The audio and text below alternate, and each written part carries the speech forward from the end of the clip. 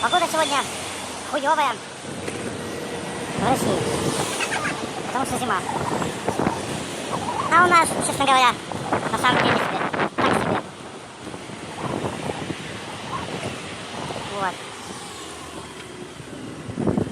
Потому что что-то дождик моросит. Это.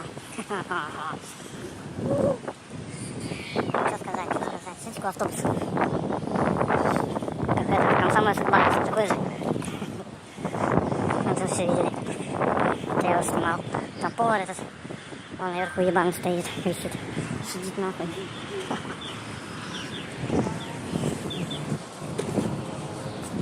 Опа.